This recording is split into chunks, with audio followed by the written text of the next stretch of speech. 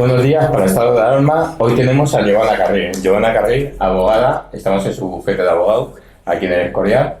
Es una abogada experta en violencia de género. Giovanna, buenos días. Es Hola. una amiga y te considero una guerrera. Siempre te he dicho que eres la punta de la lanza de nosotros.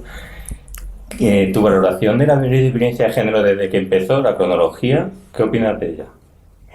Pues que fue una ley desde un principio absurda y simplemente populista, y como todas las cosas absurdas y que se hacen para conseguir un rédito político, acabó siendo un fracaso y acabó causando más dolor que aquel que pretendía proteger. Es decir, sigue sin proteger a las mujeres heterosexuales, que era para las que estaba dirigida, que es así, mucha gente no lo sabe, pero no protege a las mujeres homosexuales. Y además ha causado muchísimo dolor en miles y miles de niños, ha causado un sufrimiento del que es muy difícil de recuperarse a miles, a cientos de miles de padres que se vieron inmersos en procedimientos instrumentalizados para que no pudieran tener la custodia compartida de sus hijos.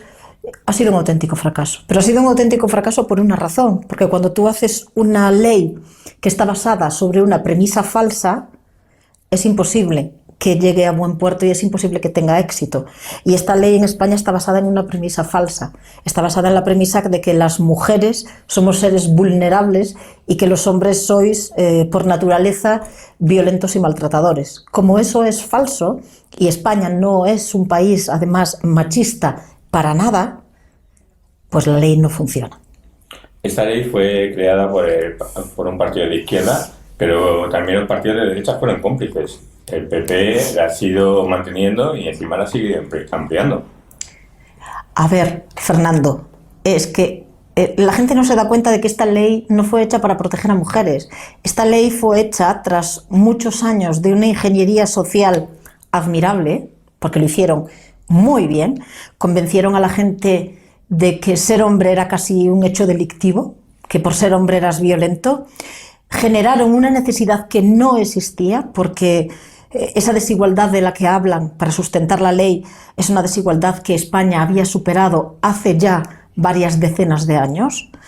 Yo ya no viví esa desigualdad de la que hablaban y evidentemente no tengo 16 años. Con lo cual lo que se convirtió es en un comodín político brutal. Puede pasar lo que pase en cualquier partido político. Jugar el as de la violencia de género desvía la atención de cualquier cosa. Y a eso siempre se han sumado partidos de derechas, de izquierdas, de centro, de arriba y de abajo. ¿Y vos, que has sido un crítico de la violencia de género, crees que es un suicida criticando esa ley? ¿O hace bien, realmente?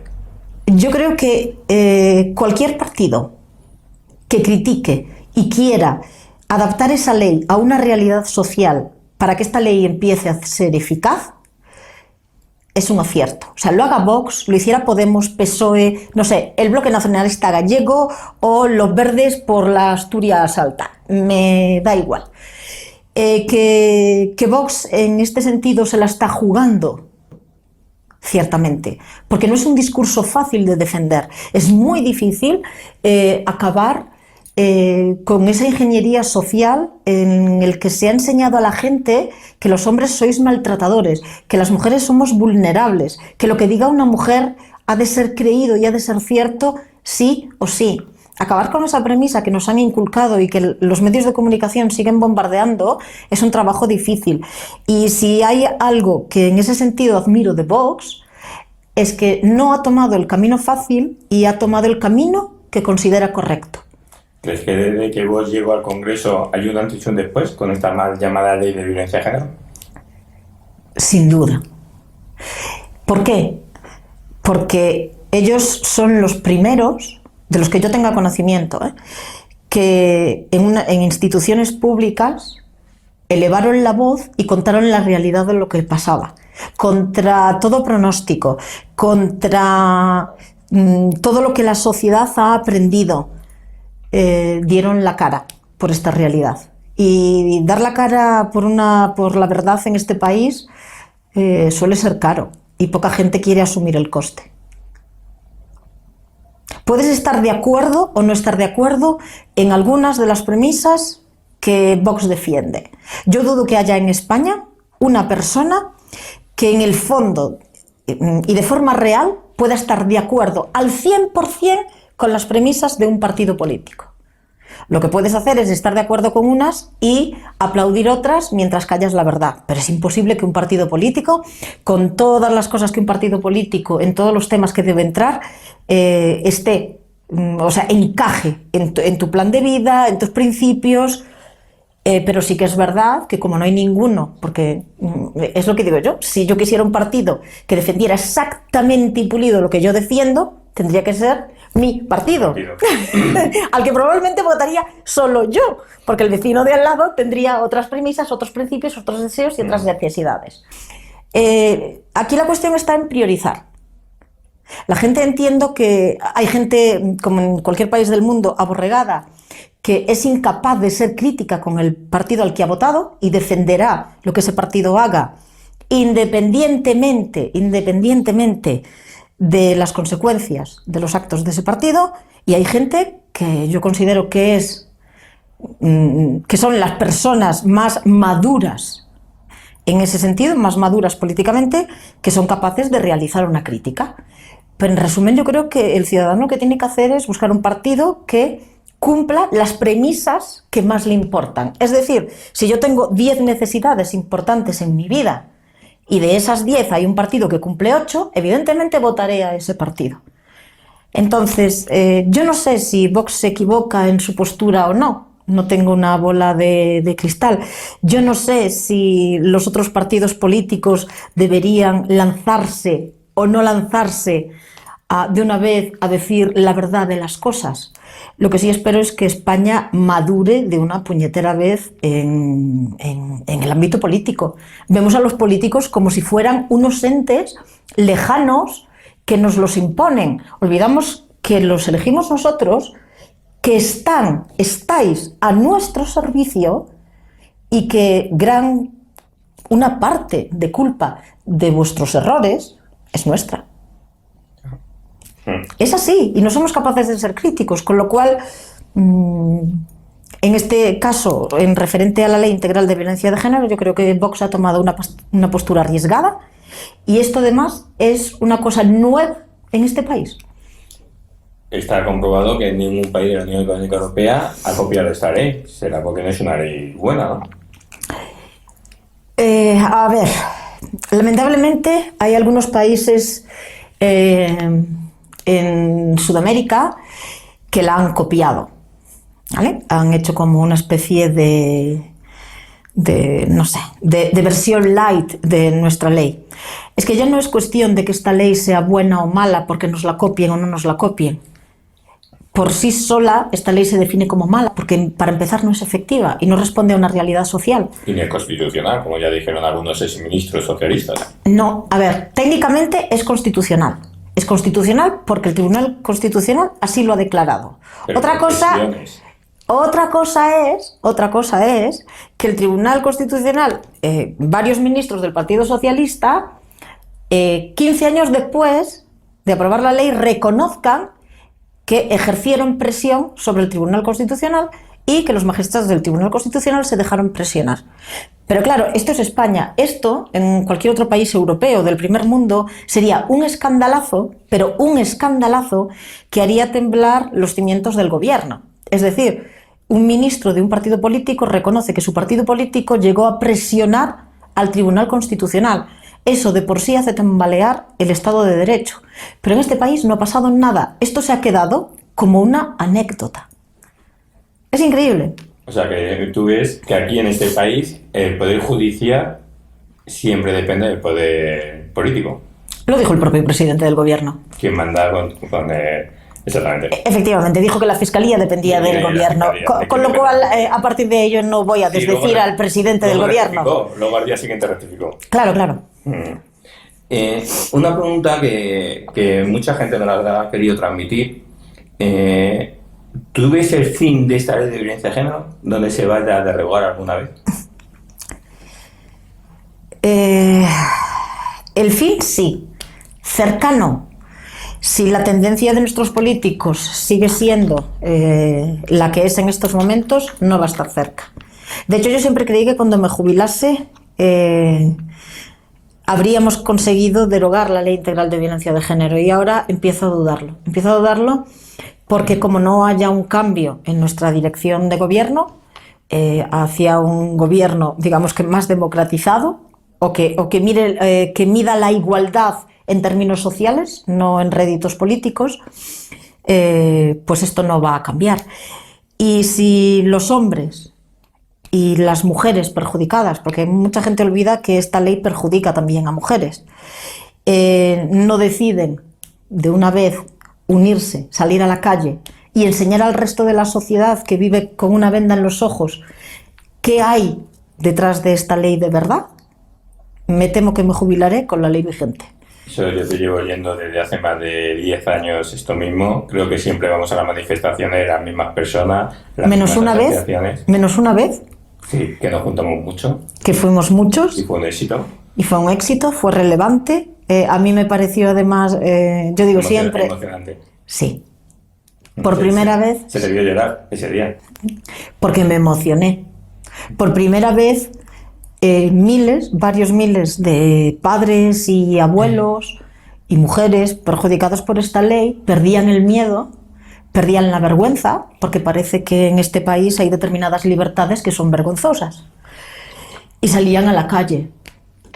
Eso dio sentido al trabajo que llevamos haciendo no solo yo, sino gente como tú, gente como Jesús Muñoz, Cristina Seguí, o sea, asociaciones como Asociación por la Custodia Compartida de Segovia, de Almería, de Extremadura, la Organización Internacional LATAM. O sea, dio sentido al trabajo de cientos de personas que se han jugado mucho por esto. Y necesitaban ese soplo de aire fresco, Fernando. Sí. No hay estadísticas, pero según dicen, ahora con el confinamiento no ha habido tanta denuncia de violencia de género. ¿Qué se puede expresar sobre esto? A ver, nuestra querida ministra de Igualdad dice que no hay tantas denuncias por violencia de género porque las mujeres tienen miedo a denunciar. Yo lo veo bastante improbable porque las fuerzas de seguridad del Estado no han dejado de actuar en ese sentido y no hay diferencia alguna entre antes o después del confinamiento. De hecho, tenemos un confinamiento relativo en el que ahora mismo se puede salir de casa para muchas cuestiones. Es decir, no puedes, no es como, pues por ejemplo, en marzo, que aún así, con una razón de vivir una violencia en un domicilio, tú podrías haber salido igual. Pero les sirve de excusa. Les sirve de excusa. Pasando a la custodia compartida, ¿crees que alguna vez la izquierda cambiará su discurso y votará a favor de una custodia compartida, que es el derecho de nuestros hijos? Es que mira, si hay discurso que me sorprende de la izquierda es el de negarse a establecer leyes específicas sobre la custodia compartida. ¿Cómo pueden defender aquellas que se llaman feministas que los hijos sigan estando a cargo de las mujeres por el hecho de ser mujeres?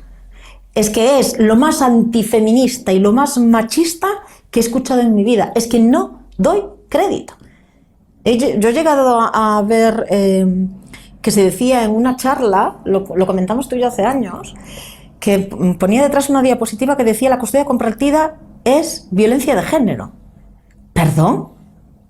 ¿Perdón? O sea, violencia hacia el menor, ¿no? Debería ser violencia hacia el menor. Pero es que es imposible que la custodia compartida sea violencia de nada. Es un derecho. Un derecho del menor. Es un derecho del menor y una obligación de los padres de cuidar a sus hijos. Y sinceramente, si yo me divorcio y tengo hijos pequeños, que se plantee siquiera que los hijos me los tenga que quedar yo, porque además cuando son custodias exclusivas, en el 96% de los casos son exclusivas de las madres, pues porque además no se valora otra cosa, si no es custodia compartida porque no puede ser, es custodia materna. La custodia paterna no se valora en absoluto, salvo que la madre esté discapacitada o haya un procedimiento... No se contempla nunca en un juicio. Es que no, y yo no lo entiendo. Yo que he estado contigo en juicios, a ti te respetan los jueces y los fiscales.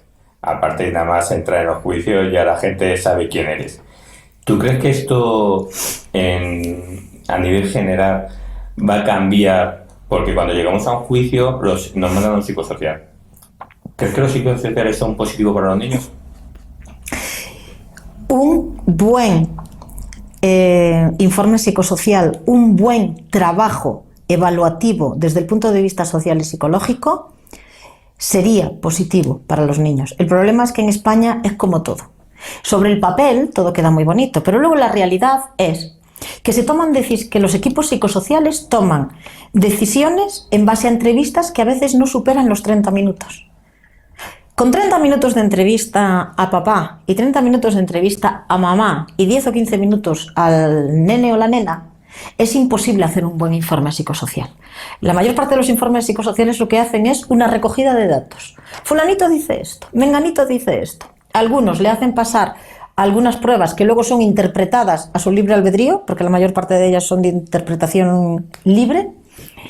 Y en la mayor parte de los casos, si la madre no está de acuerdo en la custodia compartida, acaban diciendo que la persona idónea es la madre.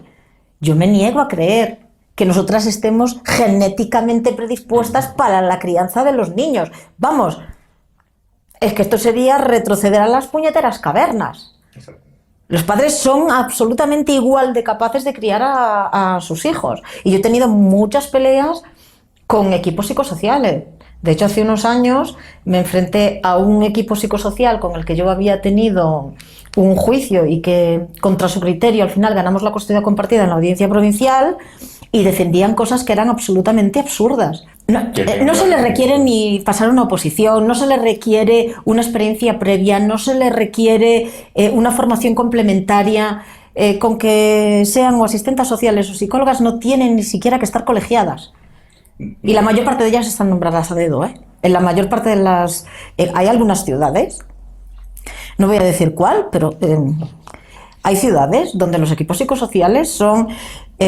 casi siempre son mujeres. La mujer del primo del alcalde de no sé dónde, la hermana de la señora... esto va así, van a dedo, entonces nadie muerde la mano que le da de comer. ¿Deberían de tener un delito penal estos psicosociales por lo que están haciendo? De hecho, lo hay. El problema, probarlo. Es una cuestión muy subjetiva. Entonces, salvo casos muy concretos, se convierte muy difícil tener carga de prueba suficiente para ir contra ellos. Si la mayor parte de ellos ni siquiera están colegiados, yo te digo. Es muy difícil ir contra ellos. Los puntos de encuentro, ¿qué opinas de ellos? Porque es otro tema muy delicado. Los puntos de encuentro no son más que supermercados de intercambios. Lo que pasa es que algunos de los equipos que hay en los puntos de encuentro se toman libertades que no deberían tomarse. Los puntos de encuentro son una cosa aberrante, y yo de verdad creo que si los jueces y los fiscales que mandan a los niños a los puntos de encuentro se pasasen por allí 20 minutitos, cambiarían de opinión. Hay algunos en los que una técnico, un papá y uno o dos nenes están en habitaciones de menos de 6 metros cuadrados. Y allí se supone que deben desarrollar y afianzar su relación paterno-filial con una señora que te vigila, con un niño que viene condicionado, en un sitio que no conoce, con un papá acojonado de no hacer absolutamente nada. Eso siempre y cuando lleguen al niño, ¿no? Sí, claro, eso siempre y cuando el niño llegue. Porque no se les sancionan a las madres cuando no llevan a los niños. No. Tú y yo además conocemos un caso en Granollers. Exactamente. En el que no. Sí. Es lamentable, pero cierto. Los puntos de encuentro pasa igual. En teoría son gente profesional, pero ahí luego profesionalmente son una de las personas, los demás nada. O sea, son chiringuitos. Absolutos chiringuitos. Bueno, en un pueblo de Cataluña se descubrió hace como 5 o 6 años que una de las técnicos que estaba allí era licenciada en Historia. Y allí estaba decidiendo si los niños seguían viendo a sus padres o no, al libre albedrío. Pues está a dedo y licenciada en Historia. Una pregunta que yo ya te la he hecho, a mí ya me la contestaste en su día, pero te la quiero volver a repetir, es ¿por qué no cogiste el acta de diputada por vos en la Comunidad de Madrid? Pues mira, muy a mi pesar, tuve que renunciar al acta porque, aunque sobre el papel era compatible mi ejercicio como abogada y estar como diputada a tiempo parcial, que cabía esa posibilidad. Luego, la realidad, al enfrentarme con la realidad, vi que no era posible. Tú sabes que yo tengo juicios por toda España. Y está contigo en Galicia. Exacto. Entonces, si me coincide un juicio un día que hay pleno, ni puedo justificar no ir al pleno, ni puedo justificar no ir al juicio. Entonces creí que no debía ejercer a medias ninguna de las profesiones, porque entonces no sería ni una buena diputada ni una buena abogada. Y si tengo que elegir entre la política y el derecho, aunque sea bastante menos rentable, bastante más trabajoso, y no digo que los diputados no trabajen, y algunos políticos no trabajen, pero aunque sea así, el derecho es mi vida. Entonces no sería capaz de renunciar a ser abogada, es mi vida. Te honra porque según toda la sociedad pensamos que los políticos tienen una gran vida, una buena vida, y tú, teniendo tu acta, renunciaste a él. Sí. Por tu profesión, seguir tu profesión y porque me parecía más honesto. No quería ser una diputada mediocre y quería dar a otros la oportunidad de defender lo que yo iba a defender, y por lo que Vox contó conmigo en ese momento. Porque además creo que se le debe a la gente esa honestidad. Entonces no me pareció correcto no poder estar defendiendo para lo que la gente me pagaba al 100%. Me parecía muy desleal, y no soy así. Por eso, y al tener que elegir, Fernando, ¿qué quieres que te diga? Yo digo siempre que el derecho es mi tercer hijo. Giovanna, es un placer haber estado contigo, te lo agradezco. Yo siempre he dicho que te admiro muchísimo por la gran ayuda que nos haces a todos. Ya habéis oído, habéis visto cómo es una abogada que renunció a su cargo de diputada, su acta, y aquí la tenemos siguiendo luchando desde siempre, y yo creo que siempre estará ahí con nosotros. Muchísimas gracias. Sabes que la admiración es mutua. Muchas gracias. Muy buenas a todos, esto es Estado de Alarma. Hoy estrenamos este programa por YouTube de media hora de duración. Estaremos de lunes a jueves a partir de las 8:30 de la tarde, y este programa nace porque, al igual que tú estás cabreado con ese gobierno central que podría haber hecho mucho más contra el coronavirus, que ya se ha llevado cerca de 3.500 personas por delante, ese gobierno que nos mintió, que nos dijo que solo iba a haber un contagio y que podría haber actuado antes, viendo la que estaba cayendo con la pandemia tanto en China como en Italia, pues hemos decidido montar esta plataforma de libre expresión ante los intentos del gobierno central de usar ahora los minutos de televisión pública que acaparan para lanzarnos desinformación y propaganda. Por eso, desde aquí vamos a desmontar sus mentiras, vamos a daros la verdad y vamos a apoyar a los profesionales sanitarios, a la fuerza y el cuerpo de seguridad del Estado y a esa población civil que vive confinada, que vive aislada y harta de ver al vicepresidente del gobierno saltándose la cuarentena hasta en 3 ocasiones. Quieren que olvidemos los secretos que irán a tumbarse en el palacio de hielo. Muchas almas vuelan a diario, millones de velas en los santuarios, demasiadas cruces en el calendario, un país entero contra un adversario, hospitales con mares de voluntarios, todos los balcones llenos en mi barrio, aplausos que se escuchan hasta el planetario para ángeles vestidos de sanitarios.